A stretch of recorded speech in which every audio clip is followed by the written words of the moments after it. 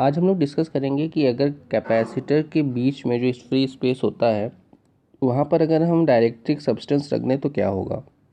ठीक है, तो डाइलेक्ट्रिक सब्सटेंस को भी हम दो तरीके से रखेंगे। कैसे? जैसे मान लो कि ये आपका कैपेसिटर है, ठीक, चार्ज कैपेसिटर है, तो यहाँ पॉजिटिव हो गया, यहाँ निगेटिव हो गया। ठीक, अब जो डाइलेक्ट्रिक है वो आप दो तरीके से फिल कर सकते हो। या तो आप ऐसे फिल करो कि थोड़ा सा स्पेस रहे, ठीक, वैक्यूम रहे बीच में, और या तो आप बिल्कुल यहाँ से लेकर यहाँ तक पूरा फिल कर दो। ठीक है, तो उस समय कोई भी वैक्यूम बीच में नहीं रहेगा, कोई भी स्पेस नहीं रहेगा। ठीक, केवल दो प्लेट्स के बीच में डाइलेक्ट्रिक मटेरियल रहेगा। तो यहाँ पर हम पहला कंडीशन लेते हैं, जब मेरे पास कैपेसिटर तो रहेगा, ठीक, और उसके बीच में जो स्पेस है उस स्पेस में हम कुछ दूरी तक डाइलेक्ट्रिक को फिल करेंगे। ठीक, मान लेते हैं कि यहाँ से लेकर यहाँ तक जो थिकनेस है वो स्मॉल टी है। ठीक, और पूरा थिकनेस जो यहाँ से यहाँ तक है, ये पूरा जो डिस्टेंस है प्लेट्स के बीच का वो स्मॉल डी है। ठीक है, और डाइलेक्ट्रिक कहाँ तक फिल है? स्मॉल टी तक। ये थिकनेस हो गई डाइलेक्ट्रिक की। तो इसका हमारा कैपेसिटर क्या होगा, इस कैपेसिटर का कैपेसिटेंस क्या होगा, ये हमको फाइंड आउट करना है। ठीक, तो इसके लिए आपको ये पता होना चाहिए कि पैरेलल प्लेट कैपेसिटर के लिए हम लोग लास्ट टाइम किस तरीके से कैपेसिटेंस फाइंड आउट किया था और उसका फॉर्मूला क्या था। तो उसका फॉर्मूला था, याद कीजिए, C is equal to epsilon naught A/D। यही था ना। ये तब था जब दो प्लेट के बीच में कोई डाइलेक्ट्रिक नहीं था। ठीक है, फ्री स्पेस था। अब हम लोगों ने डाइलेक्ट्रिक फिल कर दिया है, तो इस डाइलेक्ट्रिक के फिल करने से क्या इफेक्ट पड़ेगा उस पर हम लोग डिस्कस करेंगे। देखिए, चार्ज कैपेसिटर है तो जो एक्सटर्नल इलेक्ट्रिक फील्ड होगा उसका डायरेक्शन किधर होगा? इधर। मान लेते हैं वो E0 है। ठीक, और जब आपने डाइलेक्ट्रिक को यहाँ पे रखा है, ठीक है,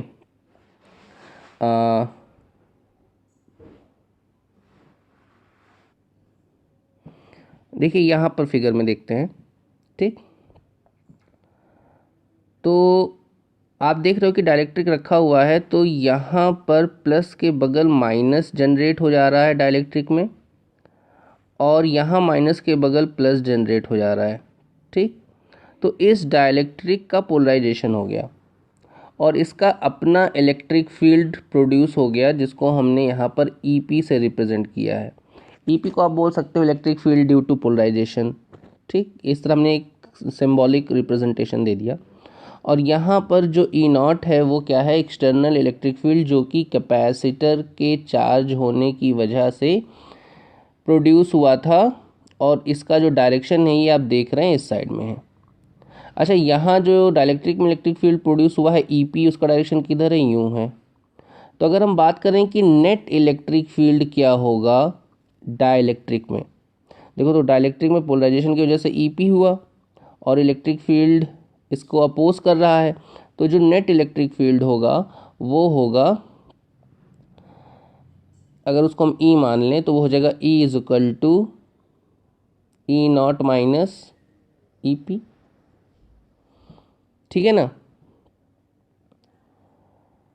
तो यहाँ पर वो चीज़ लिख दी गई है, देख लीजिए, E is equal to E0 minus EP। ठीक, अच्छा, एक चीज़ और ध्यान रखिएगा, हर डाइलेक्ट्रिक का डाइलेक्ट्रिक कांस्टेंट होता है, ये हम लोगों ने डिस्कस किया था लास्ट वीडियो में। तो वहाँ पर हम लोगों ने देखा था कि K इज इक्वल टू होता था एप्सिलॉन अपॉन एप्सिलॉन नॉट। तो ये होता था परमिटिविटी, ये था फ्री स्पेस के लिए परमिटिविटी, और ये था मीडियम के लिए परमिटिविटी। लेकिन अगर हम इलेक्ट्रिक फील्ड के टर्म में डाइलेक्ट्रिक कांस्टेंट को लिखें, ठीक, तो ये होता है E0। देखिए, ये E0 है इलेक्ट्रिक फील्ड, अपॉन ई।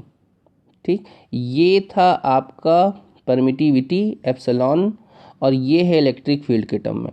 तो यहाँ पे जो फॉर्मूला लिखा है वो इलेक्ट्रिक फील्ड के टर्म में लिखा हुआ है, इलेक्ट्रिक फील्ड इंटेंसिटी के टर्म में, ई नॉट अपॉन ई।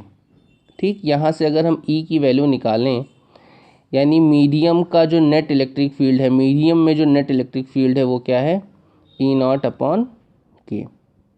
ठीक, यहाँ तक बात समझ में आ गई। चलिए, तो इसको नोट करते चलिएगा, फिगर बना लीजिए और उसके बाद आप इस सारे टर्म को लिख लीजिएगा। ठीक, अब हम लोग बात करते हैं कैसे हम लोग को डेरिवेशन करना है। देखिए, अगर हम बात करें कैपेसिटेंस के बेसिक फॉर्मूले की, तो वो क्या होता है, C is equal to Q by V, यही तो होता है। यानी हम किसी तरीके से इस एडजस्टमेंट में जो इस फिगर में दे रखा है, ये जो पूरा अरेंजमेंट है डाइलेक्ट्रिक को फिल किया गया है जिस तरीके से, उसके लिए अगर हम पोटेंशियल फाइंड कर लें कि भाई यहाँ पर पोटेंशियल क्या होगा, वहाँ पर तो सीधे सीधे हम लोगों ने ईडी लिख दिया था, याद है, V is equal to E D लिख दिया था। लेकिन यहाँ पर हम सिंपली ईडी नहीं लिख सकते हैं क्योंकि यहाँ पर नेट इलेक्ट्रिक फील्ड कुछ और है। तो V क्या होगा, और चार्ज को तो हम ब्रेक कर ही सकते हैं, चार्ज को तो सिग्मा इंटू ए लिख देंगे तो क्यू मिल जाएगा। सिग्मा हो गया एरियल चार्ज डेंसिटी और ए हो गया एरिया। ठीक, तो उस पर हम लोग, क्यू तो इजी है, बस V पर हम लोग को दिमाग लगाना है। ठीक, तो V में करना क्या है, देखो, तो V के लिए यहाँ पर तुम फ्री स्पेस देख रहे हो, देखो इतना फ्री स्पेस है। इस फ्री स्पेस को अगर हम लिखना चाहें तो कैसे लिखेंगे, हम लिखेंगे भाई इसके बीच का डिस्टेंस d है टोटल, तो d माइनस टी क्या है, फ्री स्पेस। ये देखो यहाँ से यहाँ तक d और यहाँ से यहाँ तक फिल है ना डाइलेक्ट्रिक, तो फ्री स्पेस कितना हुआ, d माइनस टी। और d minus T free space में कौन सा इलेक्ट्रिक फील्ड इफेक्टिव होगा, सीधी सी बात है, यहाँ पर मीडियम का तो कोई लेना देना है नहीं, तो यहाँ पर इफेक्टिव होगा एक्सटर्नल इलेक्ट्रिक फील्ड। ठीक, तो d माइनस टी के लिए ई नॉट। ठीक है, बात समझ में आ गई। अब जो डाइलेक्ट्रिक है, ठीक, यहाँ पर आपको थोड़ा सा ध्यान देना है। क्यों, क्योंकि यहाँ पर जो नेट इलेक्ट्रिक फील्ड होगा वो कौन सा होगा, ये वाला। ठीक, यानी टी थिकनेस के लिए जो इलेक्ट्रिक फील्ड होगा वो क्या होगा, दिस वन। ठीक, तो यहाँ पर हम लोग को वो फॉर्मूला यूज करना है, V is equal to E D. ध्यान रखिएगा, D तो यूज नहीं कर सकते क्योंकि D पूरा पूरा D है नहीं, डाइलेक्ट्रिक भी रखा हुआ है। तो एक बार हम इलेक्ट्रिक फील्ड लेंगे D माइनस टी के लिए जो कि फ्री स्पेस है, और एक बार हम इलेक्ट्रिक फील्ड लेंगे थिकनेस T के लिए। चलिए तो देखते हैं, ये देखिए यहाँ पर मैंने इस चीज़ को यहाँ पर अच्छे से बता रखा है। देखो देखो, पहले हम लोगों ने V इज इक्वल टू, देखो हमें पोटेंशियल निकालना है in this condition when the dielectric is in between the capacitor in such a way that some space, free space are also there। ठीक, तो इस कंडीशन में जो टोटल पोटेंशियल होगा वो यही है, यही आपका समझ लीजिए इस पूरे एक्सप्रेशन का की पॉइंट है। ठीक, तो यहाँ पर आपने एक्सटर्नल फील्ड ले लिया D माइनस टी के लिए, ठीक है, जो कि फ्री स्पेस के लिए है, और ये जो है ये है आपका टी थिकनेस के लिए। ठीक, समझ गए ये पॉइंट। अब अगर ये पॉइंट समझ गए तो कोई दिक्कत ही नहीं है। अब ई नॉट माइनस ई पी क्या है, ई, जो कि हम लोग बता रखे हैं, यहाँ पर लिखा है। ठीक है,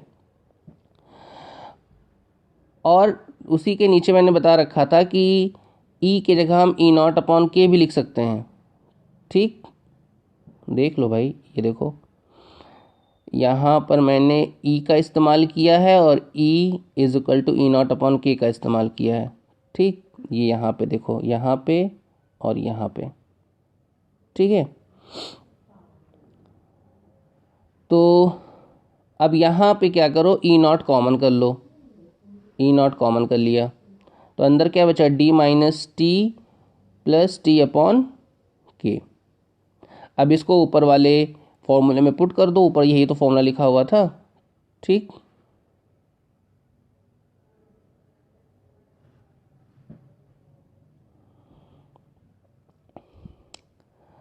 तो पुट करो, देखो v यहाँ से पुट कर लीजिए, ठीक, यहाँ v की वैल्यू रख दीजिए और q is equal to sigma है तो हम लिख ही सकते हैं, ठीक है। उसके बाद और नीचे आइए, यहाँ पर देखिए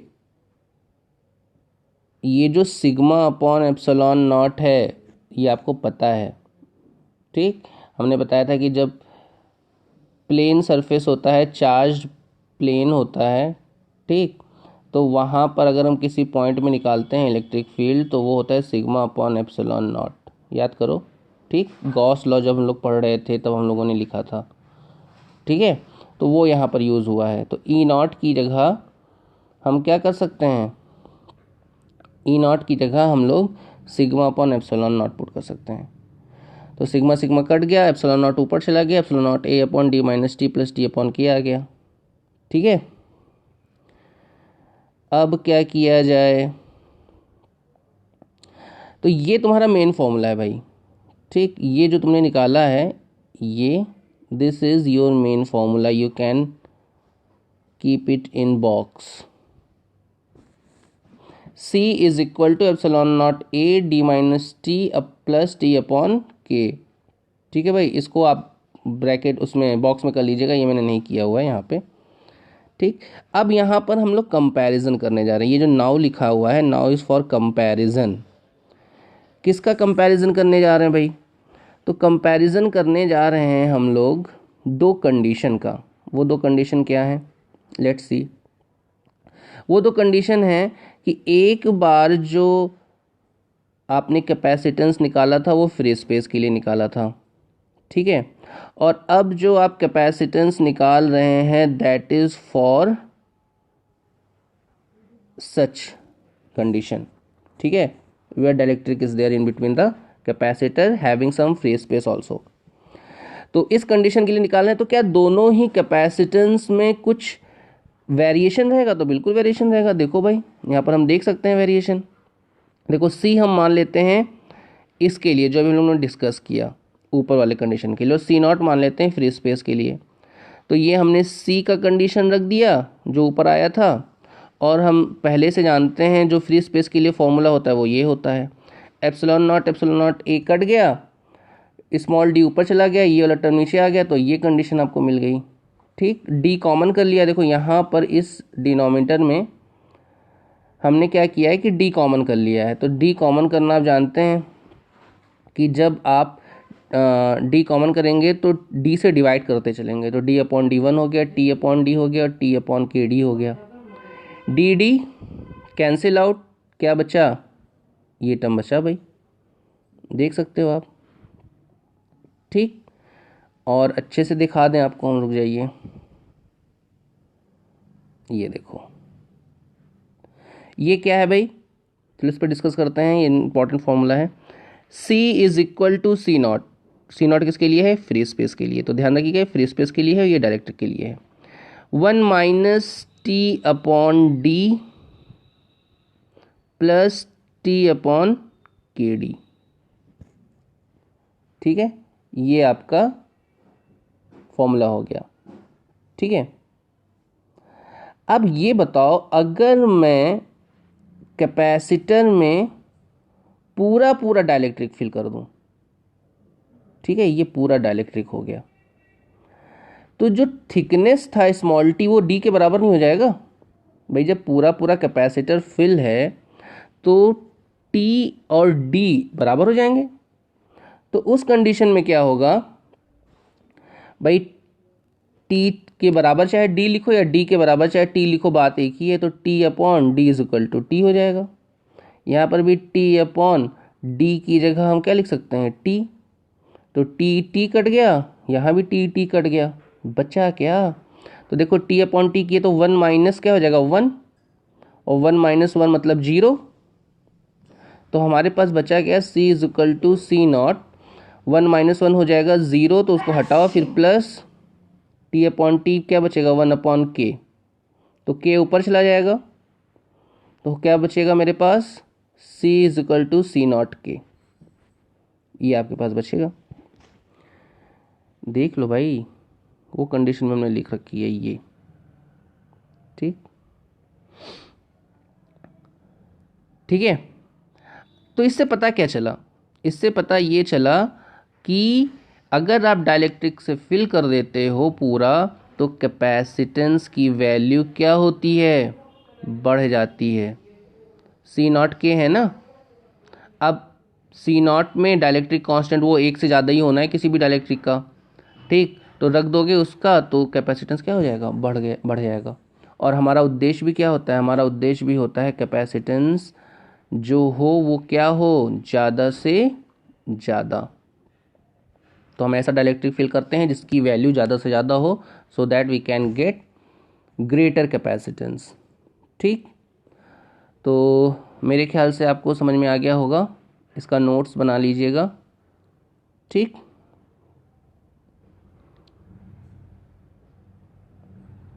और नेक्स्ट और भी कंडीशन है, हम लोग बात करेंगे एनर्जी स्टोर्ड इन कैपेसिटेंस, और उसके बाद कॉम्बिनेशन ऑफ कैपेसिटर्स, ठीक, ये सारी चीज़ों पे डिस्कस करेंगे। तब तक के लिए क्या किया जाए, धन्यवाद, मिलते हैं।